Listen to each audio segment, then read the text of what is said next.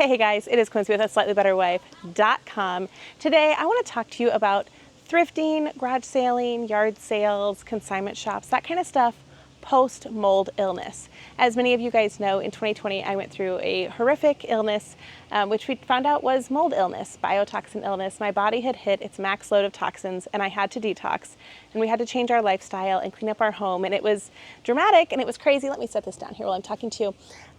But one thing that I have always really loved is garage sales. Like, we would be out of town traveling and we'd see a yard sale sign and we'd be like, yard sale, let's go. You know, like, we made so much fun out of it. And then after getting mold sick and being sick just from like things like fabric softeners, laundry detergent, all those kind of scents and things, chronic inflammatory response syndrome, we kind of had to stop doing that. And that was really frustrating and really sad. And it kind of took that piece away of my life that I loved so much. And so I have found a way to be able to still host garage sales and still go to garage sales and thrift stores and still have a good time finding things that we love. And so because this is our garage sale, I'm going to go ahead and walk you guys around and show you the things that we have here and kind of what my thought process would be when I am at a garage sale. The first things to look for when you are thinking about going to a yard sale or a garage sale, look for a well-ventilated area. So here, this is outdoors, plenty of airflow. You don't want to be stuck inside of a building or a garage, especially if it's kind of damp out. I avoid things like books and fabric. Now, of course, this is not medical advice. Do what works for you. I'm just sharing my experience. So I try to look quickly. It's okay to look and admire something and go, oh, that's so beautiful. What a nice lamp. It might look good here. But know that it's not coming home with me because it is fabric. So things like glass and metal are typically okay. A lot of times at garage sales, you're going to see a lot of seasonal decor. And even though it's not something that you would use very often, something you think, oh, I can tuck it away in a basement, if that thing has been contaminated with mold, it's not something that you want to bring into your home, especially if you've gone through all the work of already cleaning your home and getting through that kind of stuff. Now, something like this, my eye has been on these this whole weekend. This falls in the glass and metal category, dishes that could be washed. Now, something like this, I would take home and immediately recycle the cardboard, leave that in the garage, not even bring that into our home, matching bowls with it. If you're very sensitive, you could even ask, hey, would it be okay if I leave the cardboard with you guys and just take the bowls? And a lot of times people would be okay with that. Glassware, that kind of stuff is fun. Coffee cups are a really fun, small item to pick up at yard sales. Something like that. And of course, it's not something you need to keep for very long because usually you can find them for $0.25 or very inexpensive and enjoy some time with it. Now, something like this, I would not. This is plastic. Plastic does not come into our home that has been thrifted. This also makes it hard to get like secondhand items from friends.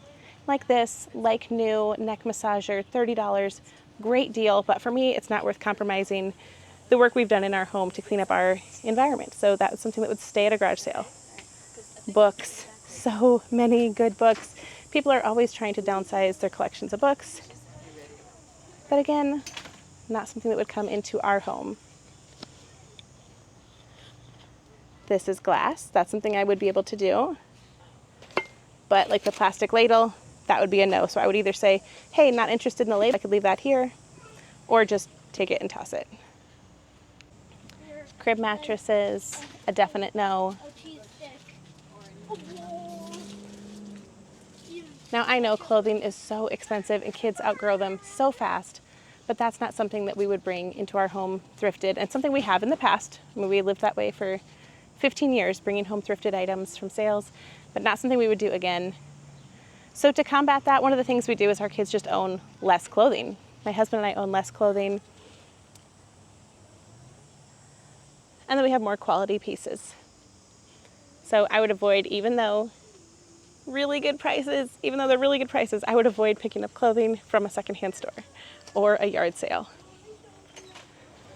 Flowers, absolutely beautiful. If you're really sensitive to allergens, of course, that might not be something you'd want to bring into your home. Maybe you could put it on your deck or in your garage to look at for a little bit. But again, like, most likely this would be in your home for, say, 4 days a week. The vase is glass, that would be okay. Wall hangings, still a no for me unless it is glass or metal completely. So hopefully this gives you some ideas of some things that you could look for, ways that you could still enjoy thrifting. It's okay to look and appreciate things, but not necessarily bring them home with you. Even if you are not sensitive to mold, you need to be careful with clothing because a lot of it has been washed in scented laundry detergent or they've used fabric softeners. In terms of home decor, a lot of times people will use scented plugins, you know, those things that just put off like, it's supposed to be a pleasant aroma, but a lot of those are artificial scents and people with chronic inflammatory response syndrome can be very sensitive to those. So that's why I stick to the glass and metal because those things can be washed really well. We can usually get those scents out of it. But things like home decor that wouldn't be getting washed really good or that are fabric or wood and you couldn't get those odors out, there's just no way those can come into our home. Now, I am a sucker for nice wood furniture, but I have just learned that there is really no way to get mold out of furniture. I had a table back in 2020 that I had purchased for just a couple dollars and it was absolutely beautiful. We tried cleaning it. The hinges were rusty underneath, so that was kind of the dead giveaway. Let me see if I can show you on this one if it has it. If you want to look underneath for any kind of metal, this one actually looks really good. And you want to look and see if you see any rust under there. That'll be an indication that it has had water damage. And you cannot just paint over mold.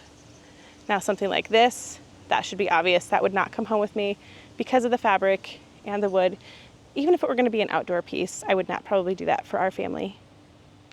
You want to particularly be careful if you're going to use things for babies, like high chairs. And in the past, I have refinished high chairs or painted them, and they were really cute.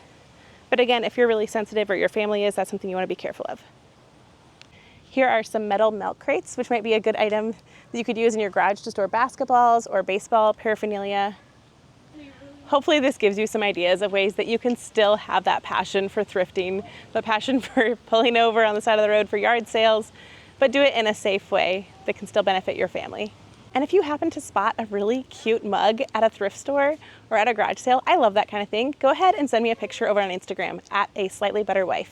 Thanks for watching, and as always, go out and do something awesome. See ya!